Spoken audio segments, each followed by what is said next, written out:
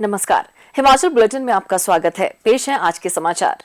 मुख्यमंत्री श्री जयराम ठाकुर ने आज शिमला में राजभवन में राज्यपाल श्री राजेंद्र विश्वनाथ आर्लेकर से भेंट की। यह एक शिष्टाचार भेंट थी। मुख्यमंत्री श्री जयराम ठाकुर ने आज मंडी जिला के जोगिंद्रनगर में अंतर्राष्ट्रीय महिला दिवस के अवसर पर आयोजित राज्य स्तरीय समारोह की अध्यक्षता करते हुए कहा कि महिला सशक्तिकरण के बिना हम दीर्घकालिक आर्थिक विकास की कल्पना नहीं कर सकते हैं। उन्होंने कहा कि किसी भी राष्ट्र की सामाजिक उन्नति और आर्थिक विकास को आंकने के लिए लैंगिक समावेशन मुख्य कारक होता है। श्री जयराम ठाकुर ने कहा कि राज्य सरकार महिला सशक्तिकरण एवं लैंगिक समानता के लिए प्रतिबद्ध है और इस दिशा में कई ठोस कदम उठाए गए हैं। वर्ष 2022-23 के बजट में महिलाओं के कल्याण और सशक्तिकरण के लिए चलाई जा रही मुख्य योजनाओं के विस्तृत ब्यौरे पर आधारित जेंडर बजट स्टेटमेंट अलग से प्रस्तुत की गई है। मुख्यमंत्री ने कहा, हिमाचल पूरे देश भर में उन राज्यों में से है जहां सबसे पहले एक दो राज्यों को छोड़ करके जहां महिलाओं के लिए आरक्षण की व्यवस्था की गई। मैं पंचायती राज मंत्री था उस पर, ग्रामीण विकास और पंचायती राज महकमा था मेरे पास। जब ये प्रश्न आया कि महिलाओं के लिए आरक्षण करना चाहिए कि नहीं करना चाहिए, हमने कहा होना चाहिए और करना चाहिए। 50% अगर उनकी आबादी का हिस्सा है, 50% आरक्षण होना चाहिए और 50% आरक्षण के साथ आज मैं जब देखता हूँ कि माता बहनें पंचायती राज संस्थाओं में अगर चुन करके आई हैं, वो 50% नहीं, वो 60% चुन करके आई है। 10% और ऊपर चलेगी। आरक्षण के माध्यम से मातृशक्ति को आगे बढ़ाने के लिए जो सरकार के माध्यम से जो प्रयत्न हुआ वो तो हुआ, लेकिन अपनी प्रतिस्पर्धा योग्यता, अपनी क्षमता के आधार पर भी माता बहनें आगे बढ़ करके नाम रोशन किया है। उसके लिए मैं विशेष तौर से बधाई देना चाहता हूं आप सभी माताओं बहनों को। हर क्षेत्र में, कोई क्षेत्र आज की तारीख में ऐसा नहीं है जहां माता बहनें नहीं है। हमने हिमाचल प्रदेश में गृहिणी सुविधा योजना की शुरुआत की और गृहिणी का मतलब आप समझते हैं मेरे ख्याल में।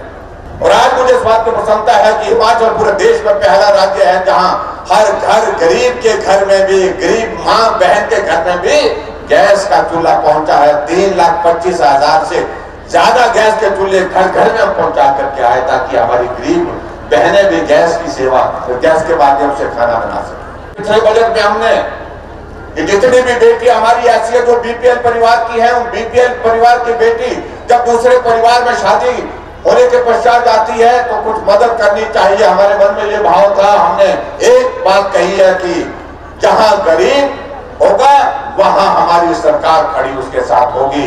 और बीपीएल परिवार की जो गरीब बेटी है, जब उसकी शादी होगी, शादी के दिन हम शगुन के रूप में हम 31,000 उस बेटी के नाम करेंगे। हिमाचल के इतिहास में पहली बार ये हुआ, सरकार की ओर से शगुन 31,000 रुपए का उस बेटी के खाते में जाता है। मुख्यमंत्री ने कहा कि मुख्यमंत्री स्वावलंबन योजना के अंतर्गत महिला उद्यमियों को 35% उपदान दिया जा रहा है।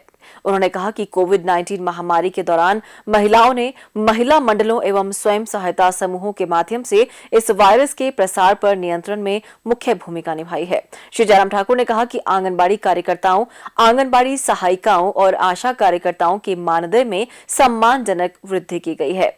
उन्होंने कहा कि सिलाई अध्यापिकाओं, मिड डे मील वर्कर, शिक्षा विभाग के जल वाहकों, जल रक्षकों, बहुउद्देशीय कार्यकर्ताओं, पैराफिटर और पंप ऑपरेटरों के मानदेय में भी उल्लेखनीय वृद्धि की गई है।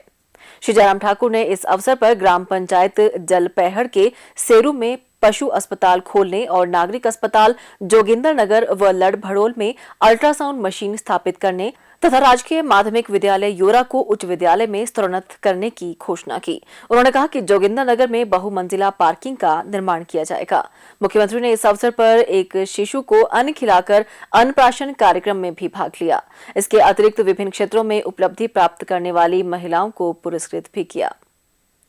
मुख्यमंत्री श्री जयराम ठाकुर ने आज जिला मंडी के धर्मपुर स्थित चोलथरा में आदर्शनी वेलफेयर सोसाइटी द्वारा अंतर्राष्ट्रीय महिला दिवस के अवसर पर आयोजित महिला स्वाभिमान दिवस कार्यक्रम की शिमला से वर्चुअल माध्यम से अध्यक्षता की। महिला दिवस की बधाई देते हुए मुख्यमंत्री ने कहा कि यह दिवस महिलाओं के सम्मान और समृद्धि के प्रति अपने संकल्प को दोहराने का भी एक मौका है। उन्होंने कहा कि प्रदेश सरकार महिला सशक्तिकरण के लिए प्रतिबद्ध है और विभिन्न योजनाओं में महिलाओं को प्राथमिकता दी गई है। मुख्यमंत्री ने कहा कि राष्ट्रीय ग्रामीण आजीविका मिशन के तहत 32,000 स्वयं सहायता समूहों का गठन किया गया है, जिनमें लगभग 2,50,000 से अधिक महिलाएं जुड़ी हैं।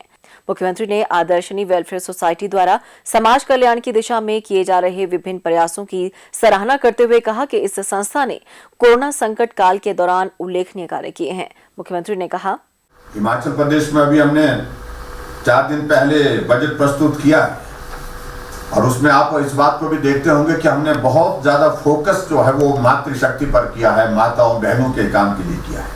10,000 से ज्यादा जो सेल्फ हेल्प ग्रुप जो अच्छा काम कर रहे हैं उनके लिए हमने विशेष योजना का एक प्रावधान किया और उसमें रिवॉल्विंग फंड जो है उनको 25,000 रुपये किया और उस 25,000 रुपये से अपने काम की वो बेहतर ढंग से शुरुआत करेंगे और शुरुआत करने से एक आय का जरिया अपने परिवार के लिए जो खड़ा करने की स्थिति में हो पाएंगे। ये बहुत नई शुरुआत हुई है। हमने माताओं के लिए वो आयु की जो सीमा जो है 65 वर्ष कर दी और 65 वर्ष के ऊपर आय सीमा में छूट देते हुए मातृशक्ति को हमने वो एक विशेष प्रयास किया और उसके अंतर्गत भी बहुत सारी हमारी माताओं बहनों को पेंशन की सुविधा प्रदान की और अभी इस बजट में हमने और आगे बढ़कर के उसमें काम किया। अब की बात तो हमने 60 साल से ऊपर जितने भी बुजुर्ग हैं, पुरुष हैं, महिलाएं हैं, सबको पेंशन का प्रावधान किया है। उसके लिए भी मैं आप सबको बहुत बहुत बधाई देता हूँ। आंगनबाड़ी में हमारी बहनें बहुत काम करती हैं, बड़ी संख्या में काम करती हैं और उनके लिए अब के इस बजट में हमने 1,700 रुपए की वृद्धि की है, जो आज तक के इतिहास में आंगनबाड़ी वर्कर के लिए सबसे बड़ी वृद्धि हुई है। और ये कहते हुए मुझे इस बात की खुशी है कि जहां उनको 9,000 रुपये अब मानदेय मिलेगा उसमें 4,500 रुपये से ज्यादा का कंट्रीब्यूशन हमारी सरकार का है। और उसी प्रकार से जहां आंगनबाड़ी सहायिका है उनको भी 900 रुपये की बढ़ोतरी करके हमने मदद की है और हमने अपनी सरकार में 2,600 रुपये यानी कि 2,600 रुपये की इंक्रीज उनको दी है। मिनी आंगनबाड़ी वर्कर्स को भी 900 रुपये का हमने बढ़ोतरी दी है और इसी तरह से आगे बढ़कर के खास तौर से अभी आपने देखा होगा कि कोविड के इस दौर में हमारी आशा वर्कर्स ने बहुत अच्छा काम किया और आशा वर्कर्स ने अच्छा काम किया और उनकी सेवाओं को ध्यान में रखते हुए हमने अब की बार आज तक के शायद मुझे लगता है कि पूरे देश भर में किसी प्रदेश ने एक साथ अगर सबसे ज्यादा अगर आशा वर्कर का पैसा बढ़ाया तो हिमाचल प्रदेश उसमें नंबर 1 पर है।